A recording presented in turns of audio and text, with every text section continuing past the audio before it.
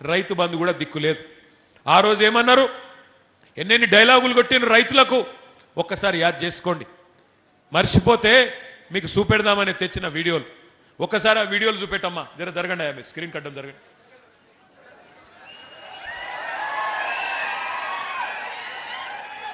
Sound వస్తలేదు. ఏ మళ్ళా పెట్టవా, సౌండ్ వస్తలేదు. వాళ్ళ ముఖాలేం చూస్తాం కానీ సౌండ్ పెట్టు.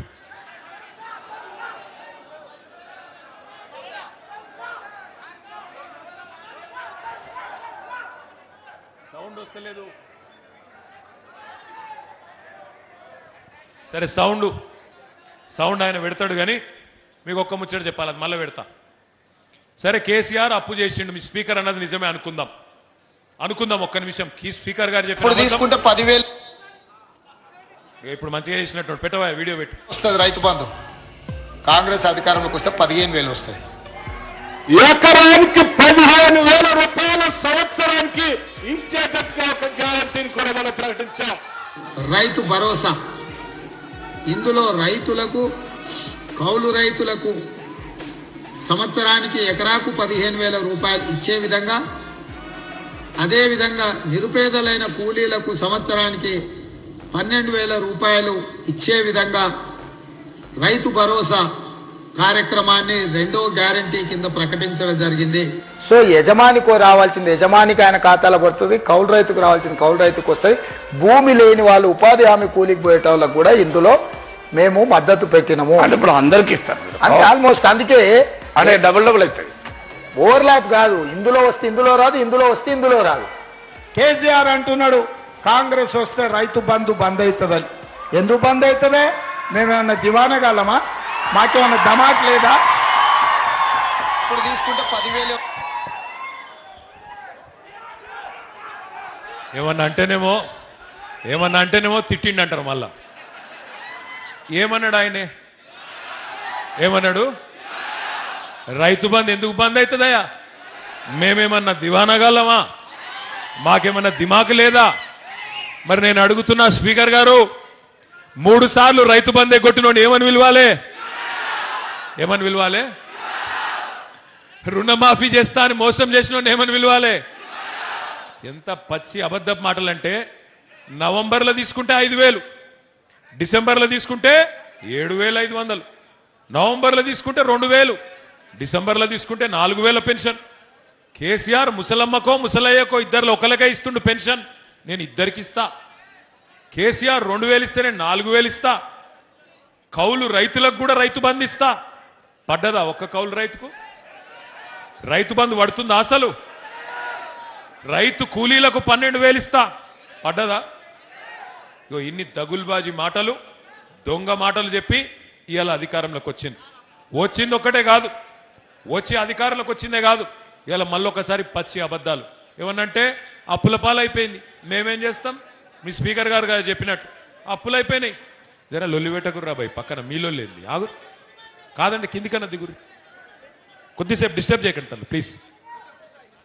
అప్పుల పాలు నిజంగానే అనుకుందాం. ఒక్క నిమిషం ప్రసాద్ అన్న చెప్పింది నిజమే అని ఒక్క నిమిషం అనుకుందాం. మరి సరే, కేసీఆర్ అప్పు చేసిండు.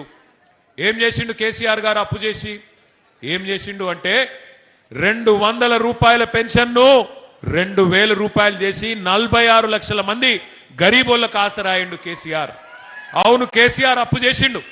ఏం చేసిండు? అప్పు చేసి 14 లక్షల మంది ఆడపిల్లలకు ఒక్కొక్కరికి 1,00,000 రూపాయలు మేనమామలాగా ఇచ్చి కళ్యాణ లక్ష్మి షాదీ ముబారక్ పేరు మీద 14 లక్షల మంది ఆడపిల్లలకు పెళ్లిళ్ళు చేసిండు. అవును, కేసీఆర్ అప్పు చేసిండు. ఏం చేసిండు? చేసి 15 లక్షల మంది ఆడబిడ్డలకి, మగ పిల్లగాడు పుడితే 12,000, ఆడపిల్ల పుడితే 13,000 రూపాయలు ఇచ్చి వాళ్లకు పెద్ద దిక్కై నిలబడ్డాడు. అవును, కేసీఆర్ అప్పు చేసిండు.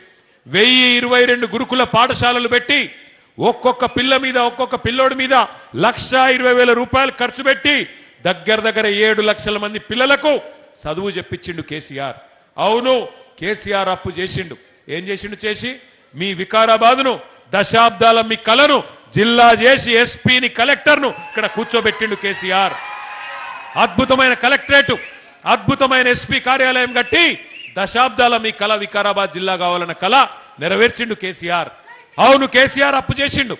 ఏం చేసిండు చేసి రంగారెడ్డి ఉమ్మడి జిల్లాలోనే ఒక్క మెడికల్ కాలేజీ లేకుండే. అట్లాంటిది రంగారెడ్డి జిల్లాలో ఒక్క మెడికల్ కాలేజీ ప్రభుత్వ రంగంలో లేకపోతే ఒక్క రంగారెడ్డి జిల్లాలో కాదు, రంగారెడ్డిలో, వికారాబాద్లో, మేడ్చల్లో మొత్తం 33 జిల్లాల తెలంగాణలో 33 మెడికల్ కాలేజీలు, 33 నర్సింగ్ కాలేజీలు కట్టించి ఎస్సీ, ఎస్టీ, బీసీ, మైనారిటీ పిల్లలకు ఇలా డాక్టర్లు అయ్యే అవకాశాన్ని కల్పించిండు కేసీఆర్. అవును, కేసీఆర్ అప్పు చేసిండు. కరెంటు ఇయ్యక మీరు సతాయిస్తుంటే 1,00,000 కోట్లు ఖర్చు పెట్టి కొత్త సబ్ స్టేషన్లు, కొత్త లైన్లు, కొత్త ట్రాన్స్ఫారంలు అన్ని పెట్టి 24 గంటల కరెంటు రైతులకు ఇచ్చిన మొనగాడు కేసీఆర్. మీరు అంధకారంలో ఇడిచిపట్టిపోతే తెలంగాణని, ఆ తెలంగాణను చక్కగా చేసిండు కేసీఆర్. అవును, కేసీఆర్ అప్పు చేసిండు.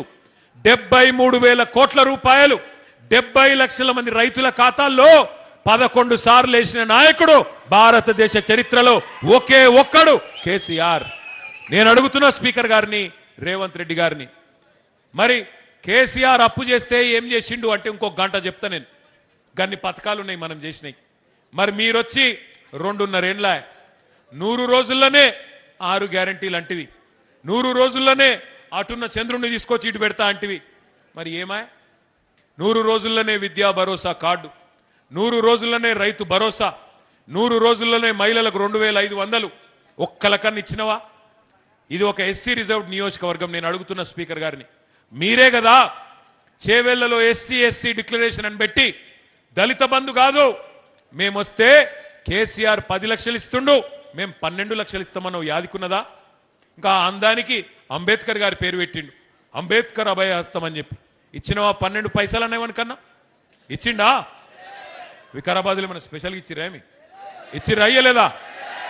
ఒక్క హామీ అని నిలబెట్టుకున్నాడా? 100 రోజులు, 6 గ్యారంటీలు, 420 హామీలు, 13 డిక్లరేషన్లు, ఒక్క పనన చేసిండా?